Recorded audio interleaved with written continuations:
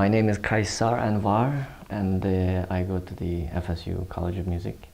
I am originally was born in Xinjiang, China. When I was 3 years old, my dad bought me this electronic keyboard. It was a really tiny one that everybody used to have in their house. My dad always used to play a lot of music in my house, so he's the number one influential factor in my life. When I was 6 years old, I appeared on the TV program called Nava program.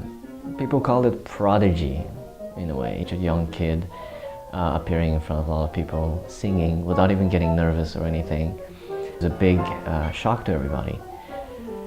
And that's how I got my name out there. When it comes to traditional music of Uyghur culture, since the music is not popular, I'm trying to figure out how to make it its own identity recognizable to the world. When we think about the musical terms such as jazz or bossa nova or blues and everything, these type of music have such a rich harmonic structures.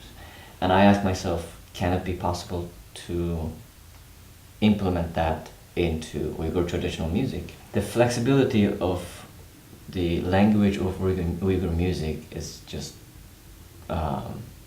really fascinating. Such as, let's take an example of music called Aydin Keşlerde. Its translation would be the evening moon or moonlight, for example. So the melody goes as such.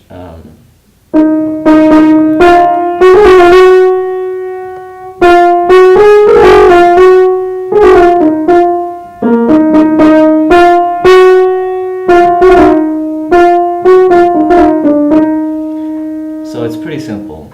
Now, if we implement both jazz and a little bit of a classical Western type of harmonic structures, it becomes absolutely gorgeous.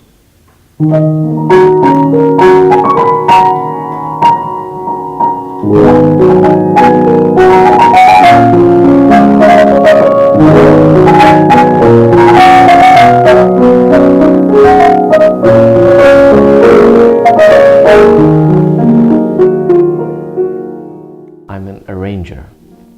Yes, I like to arrange folk melodies.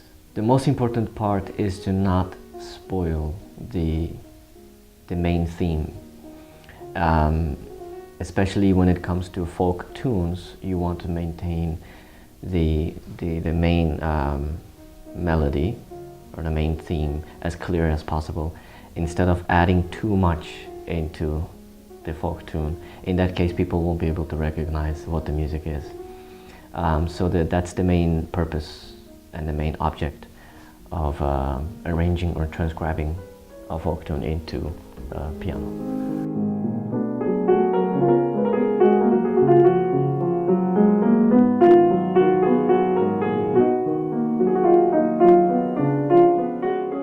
I don't like practicing. I do practice at least 3 hours, because too much of something is not good.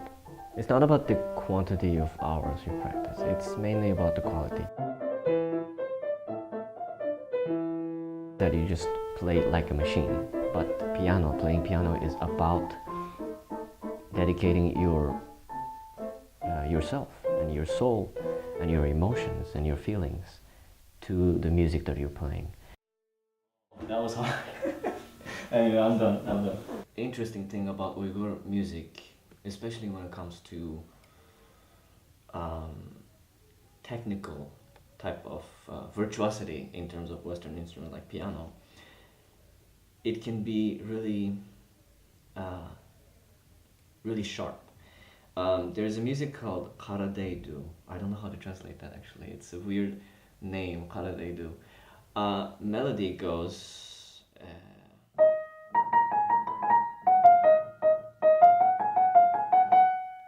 that's the first verse, and then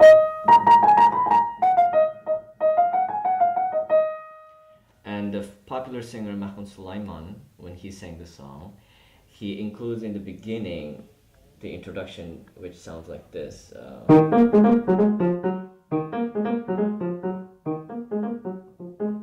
That. So, so I try to discover new things to make that transcribed into the piano. So how do I do that?